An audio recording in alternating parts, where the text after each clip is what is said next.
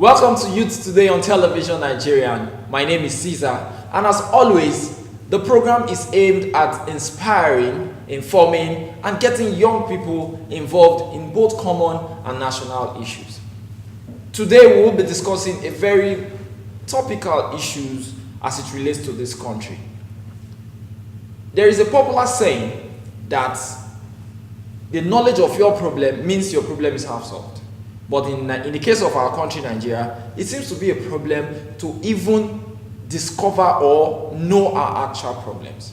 A lot of politicians have come up with, and different groups have come up with different ideology that this is the baseline problem for Nigeria. Some say it's corruption, some say it's sentiment, some say it's a structural problem. Today we will be looking at the political system in Nigeria, the challenges and the prospects. A lot of people consider our system and our structure as one of our baseline problems. So if we'll be able to tackle the problem in the system and in our structure, then we should have an headway to solving our national issues. And with me in the studio is a policy expert. He's Mr. Nandi-Esom Sylvester, a policy expert, and he's going to be providing solutions to some of our system and making us see the challenges in our system and how it's going to work. Mr. Sylvester, you're welcome to the program. Thank you so much. You're welcome, sir. Thank you. So, let's look at the political system in Nigeria. Let's just have a brief and see where we are missing it. You see, a system is a complex whole. When you mean a complex whole, it means it's a combination of different units to form that particular structure or an instrument working for the common good. For example, you as a human, you have an organism. You are a complete system. So you have hands as organs. In fact, it starts from the smallest part of the body called tissue. So the combination of all the tissues in the body, all the cells in the body forms tissue. And then if you put all the tissues in every area of the body, it forms what we call organs. And then when you bring your organs, your hand, your nose, your eyes, your ears, all those ones are organs. When you bring the combination of the organs, that forms the organism.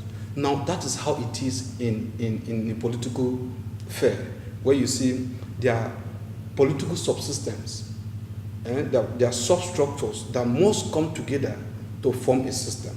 Like the media, it's a subsystem. The government institutions, subsystems, political parties, religious groups, civil society, NGOs, etc. All those ones must come together. Even protestation, that people go to the street and protest, is part of the system. So if in any way those subsystems are not functioning the way they should, the systems will not work well. Just like a car, for example. The tires, the steering, the engine, the gearbox, etc. If you don't put those things together, the car will not take you to a destination. The car will have system problem. The car will collapse. You will need a mechanic to come and fix it. The problem with Nigeria today, we don't have that kind of system. Our system is like a car that is broken down somewhere. And we need a mechanic. We need a technician, a technical person to come and resolve system issues. So does that mean technical? Because where a lot of us are going with this argument is because we have in some climes some people say our problem is leadership problem, like we need individual personalities. Some say it's a system. So if we look at the mechanic that will come in, do you think we need a particular person to come and solve all our problems, or we all need to go back? These smaller organs now needs to look for a way to synergize for the system to work. You see, our major challenge in Nigeria is that we are trying to adopt what is not in connection with our culture. You see, the political system that we adopted from the US and the Britain is there is a conflict between the new political system and the old one we used to be. If you check, history has it that before the coming of the Europeans, there was a proper system working in Nigeria. Where you see in the north, you see the emir working all down. They have the cabinet, they have everything working well. They trade, even going with no language. They move from year to year to trade and they do barter. So there was a system. Now, the Europeans came and they are compelling us. Psychological, work that was done, like making you feel inferior to them. and then trying to copy their own. Just like, let me give you an instance. If you know I'm very dark, and if by today I want to bleach, I want to be as fair as you. If I rub cream, I will not be as fair as you and I will not go back to my original color. Yeah. It means there's a conflict between the new me I want to be and then the old me. So I will be sitting on the fence. So such growth is called stunted growth. It's when you are moving at a particular direction and something distracts you, you do not get there and you cannot go back to where you came from. So your growth is stunted. Our political system is stunted because we copy so much and we cannot complement because the culture are in conflict. The Western culture and the African culture are in conflict. The Western encouraged gayism, Africa said no. So such culture cannot work. So because of that, the political system cannot work.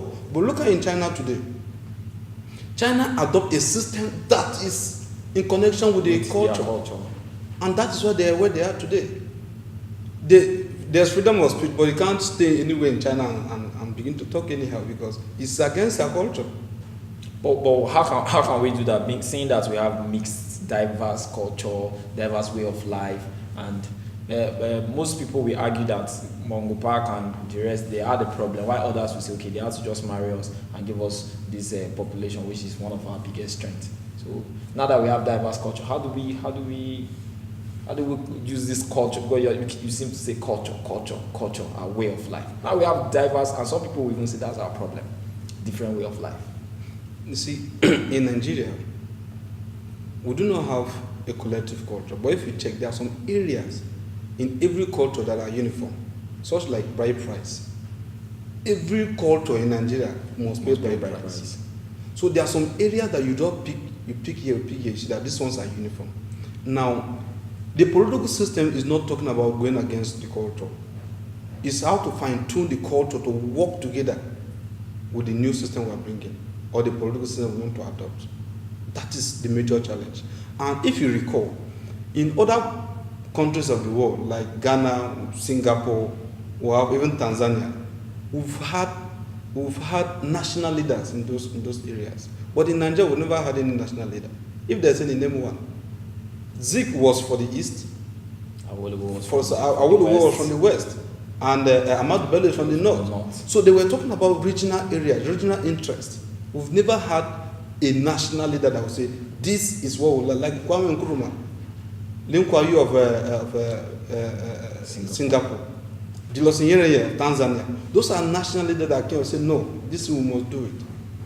But anybody, that is another problem with this country. Anybody that will come up, even seemingly nice idea, a lot of people must trace it back to say, okay, this guy wants to support his people. And sometimes if you do not support your people will say, oh, you are now there, you are not supporting us. So it's a big task. Yes, it is, because this thing is not, we are not here by mistake. We are here, it was a deliberate act. It's an organized crime. It's an organized process. You see, Nigeria population is enormous, it's good. It can strive the economic sector, because economy is a subsystem of the political system. So it can strengthen the economic sector, it can strengthen other sectors too. But if that is done, if you recall, history has it that during the Industrial Revolution, the abolition of slave trade came. It was not because these people are humanitarians. They are not. It was because there was no need for humans to be working in factories. So there was because they are machines. Economic. Do you understand? There's economic on that too. And okay, now we have industrial revolution. If we produce this thing, where can we dump them? Where is the market? So they have foreseen all of these challenges, all of these things coming, and then they push, okay, these people, we have to bring them together. If we bring them together, they will not be stable because of the regional, because of the cultural differences, because of the conflict. Bringing north, south, and west together. They will always be in conflict. So if we do this together, then we will always have market to sell our product, all those things we produce in Europe and the United States of America. So it's a conscious act. It's a conspiracy theory that these people, we must set them to confusion for us to achieve this. So we too, as Nigerians and as young people, that's why the topic is very, very timely and important for us, because we are talking about our future. Maybe as at the time when all these conspiracies were going on, the younger people of that generation were easily swayed. But now we understand our problem. So we must consciously again create a solution. Right? Yes. We have to consciously, now it's obvious that we know this fact out there. How do we solve it? Now from the political angle, because we're also going to touch on a little economy and the rest, because those are what fuel the political class. So how do we solve it politically? What will you prefer as a solution? You see, politically it is going to be possible, but it will take a longer time. You know why? Because in Nigeria, we've already sold ourselves. You know, selfish interests tend to override the public or the common interest. So because of that, if you choose today to work very well, they will gang up against you. And that is why you see in countries, in so many countries, like Libya, for example. Libya, they were doing well. The government was moving. The people were not complaining. They were very comfortable with it. But the people who are there, who sees that, okay, this man being in government is a problem to us, they have to find a way of getting him out. And Libya is a failed state, as far as I'm concerned. You can't have 4 parallel governments and you call that place a state. It's a failed state because there's no government. There's no authority, no instructions. Nobody who gets what. You go to this region, there's a government on this one. You go to this place, there's a government on this one. So it's a failed state. So they'll set up that confusion in order for them to come in. The same thing that happened in Nigeria. That's why, with respect to all the leaders we've had in the past. But you see, the likes of Abacha, if you like, they should say Abacha looks how much. I really don't care, because Abacha was in the right track. Look at the Ajakuta still. Because he was anti-West. Anybody who is anti-West does not last in power. He was anti-West. We prefer working with the Arabs. We prefer working with Asians to bring that development we need. The Ajakuta still in Kogi State was almost at the verge of completion, about 70 to 80%, if I'm not mistaken. And they know that if that place is completed, there will be no market for some countries. Exactly. Partners. So they have to kill it. Until today, nobody have entered Ajakuta State. But that means the problem is. But that's what I'm telling you. When we realize, that is what I'm telling you. That is what I'm telling you. That even when we realize, Nigeria quickly, people who they can be bought easily.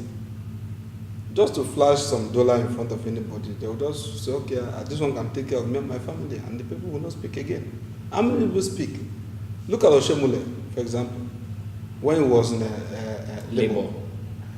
Oshomole was the voice of the masses. Oshomole left Labour to Edo State. Where is he today? Have you heard Oshomole going against or make any comment against government? No. He only does that. They have used a particular approach. The carrot and stick. They will draw you, give you carrot. When you come closer, they will use the stick to hold you down. So that is how it works. So it will be difficult, like I said, we've not had a national leader. That's where our major challenge is that. But notwithstanding, you see, one thing you need to understand is that change is gradual. Whether we accept it or not, change must come.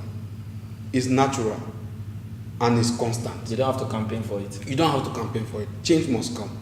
But if we want to bring out this change as quick as we can, is first thing first, we need to start a reorientation program. And we'll talk more on the reorientation program and creating a national agenda so that we can have national leaders and national followers. We'll be back after this short break.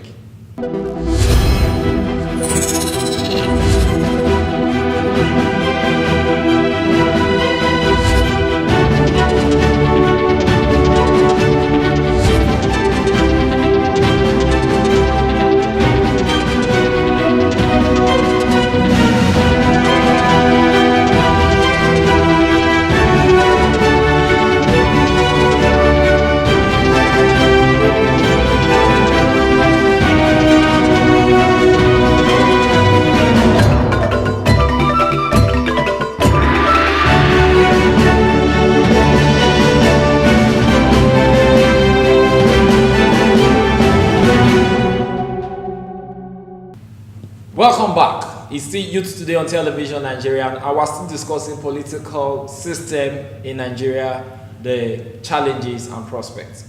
Right now, we've been able to discover that most of our problem as a country were conscious conspiracy.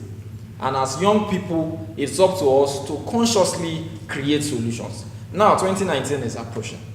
We have seen people campaigning vigorously, especially young people campaigning for political candidates. Some say young people should come in. Should we be looking at individuals, or we should be looking at their programs as it affects the system to change it?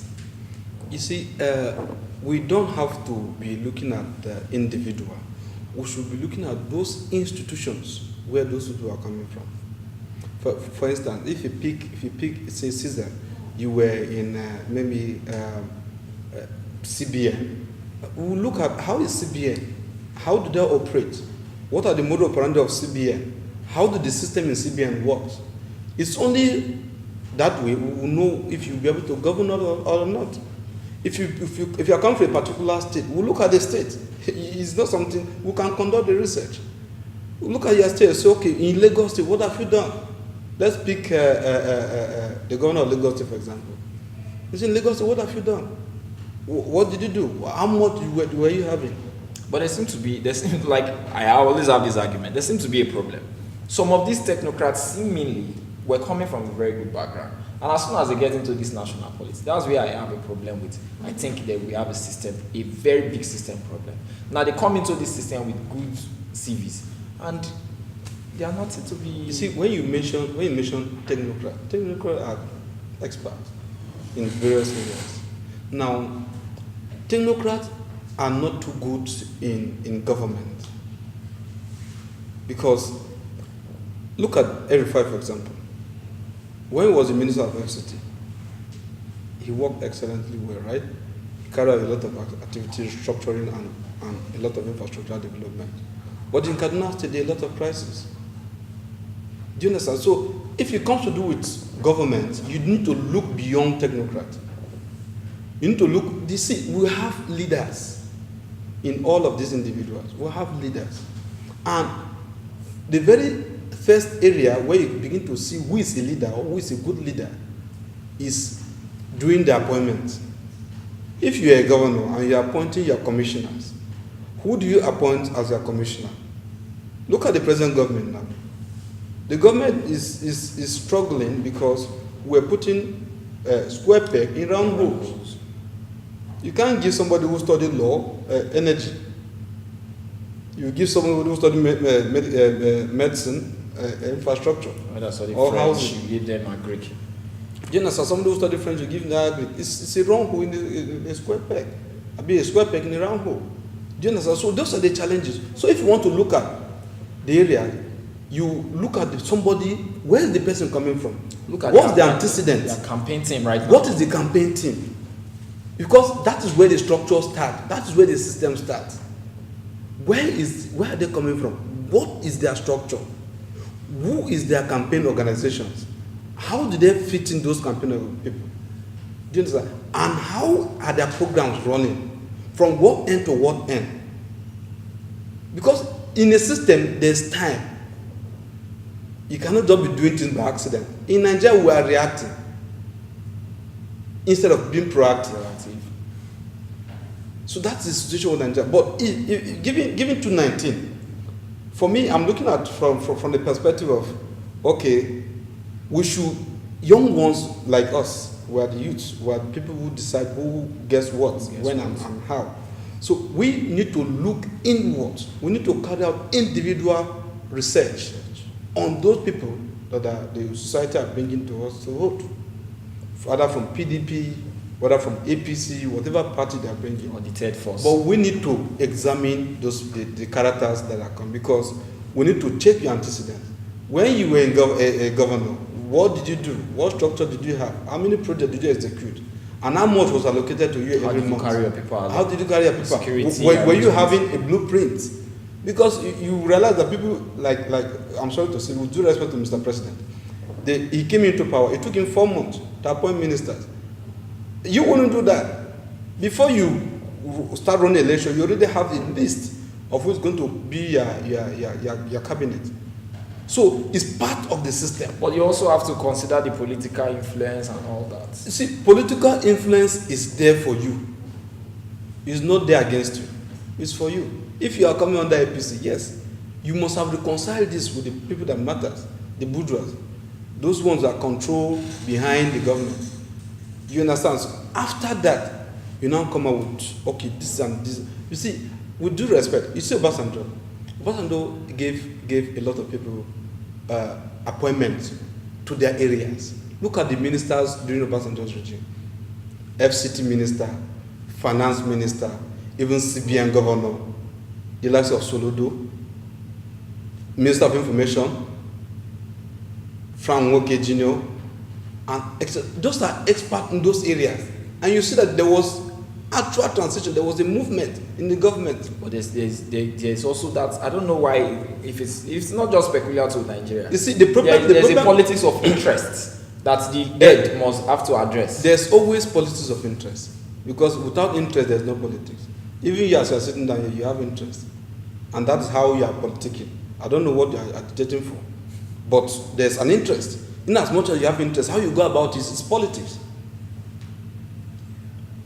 So that is how it is. So if the leader who is coming, you see, the problem we have is that in Nigeria, our leaders we had in the past are good in terms of, you can look at them to be technocrats in some areas, but are not good in, if you come to do with the national leadership. Because if, for example, a leader must have a vast knowledge of almost everything that's happening in the country. Now, let me ask you a question now. If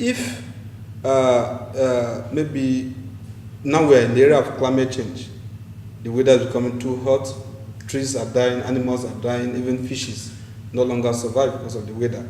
We need somebody that have a vast knowledge. So that with little advice, you will know the decision to take. You know the right decision. And you need to know also that the seat of presidency, the seat of governor, in any position, if you are the leader, is at the state of incompetence, according to Peter principle.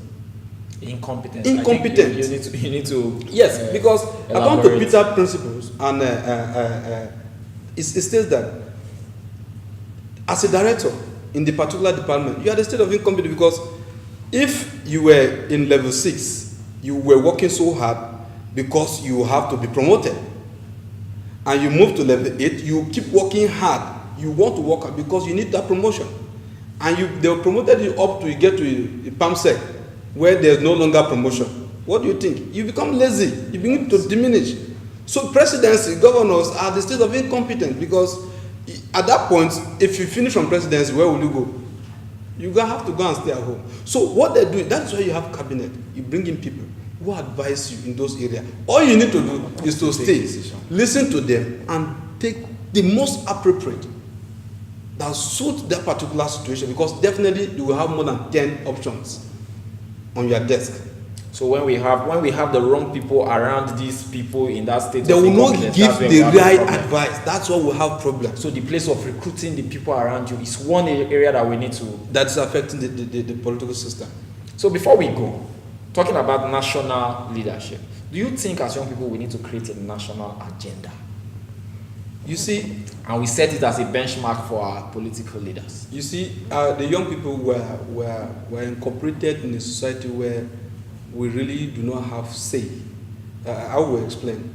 Because there's a conflict with the culture, there's a conflict with the political system, conflict in religion, conflict in all aspects.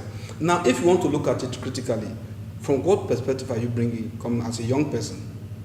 We have to cross-examine that. Because if you come from the north, they'll say, oh, north, they are here again. If you come to the west, they'll say, we don't longer look for the character, the integrity of the person. Nobody cares. It's the tribe that we're interested in now. So if we young people must do something very drastic to salvage this situation, we must first of all begin to look at the character instead of the culture or the area or the religion the person is coming from. Because you realize that because of the kind of society we find ourselves in today, we in Nigeria especially, we teach our children how to say the truth. You can imagine the opposite. They will just go, daddy, somebody came to look for you, I told him you're not at home. Around.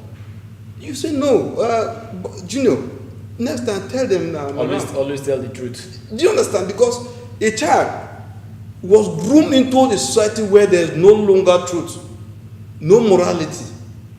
Why? In other society, they teach their children how to lie. Somebody is waiting for you. Oh, please, Gino, can you coolly tell I'm not at home? You should come back tomorrow. Do you understand? But if at primary 6 level, the corruption we have is not just ordinary corruption. It's systemic corruption. If at the level of primary school, primary 6, they are paying people, parents pay somebody to go and write their children primary 6 exams, you should know that there's a very big problem. It's not something you can just kill. So the orientation must start from primary schools, must start from churches, must start from all those institutions, all those agencies. There should be a proper reorientation of sensitization of the people. Because we cannot go anywhere without this. Corruption is in phases. There's grand corruption, there's system corruption, there's common corruption. So if we don't address all these things, because all we look at after is the grand corruption, the system corruption. It takes 12 billion. The person must have planned that idea for the past 10 years. But what about the organizer that if you pump your tire, you're supposed to collect 15 and decide to say 200 naira? 70 naira. Even the small 20. Your entry car from here to Maraba is supposed to be 100 naira because little fuel queue, they will shoot you to 300 naira. The price did not change. Those are petty corruptions. If you go to market, instead of them to return your change, they will wait for you to forget. Those are petty corruption. And the people groom into those systems. Into the grand. To the grand level. And that's if they want to loot. They don't have any regret. So one day they will go and pack money and put in the freezer. So that's how it is. Wow. It has been very, very electrifying and educating. We will definitely not end like this because it's going to be a series. Because the program is aimed at inspiring youth and getting them involved. Because we must create the solution for this country. Our parents or the conscious conspiracy that you talked about was not done in our time. So we must prepare a good future for our children. And even for us, at least, even if we don't get to reap the entire benefit, let's start seeing the gradual change. You said change must come. We are gradually coming to the end of the program, but I can bet you Mr. Sylvester is going to be back on this platform again. And we'll keep talking. We'll keep bringing other analysts to look at these issues so that young people can get involved. It's Youth Today on Television Nigerian. My name is still Caesar. Please keep watching. And please make sure you watch on all our social media under Television Nigerian on Instagram, on Facebook, on YouTube. And please be a good Nigerian and a good young person. Choose rightly. It's Comic Caesar and it's Youth Today on Television Nigeria. God bless you.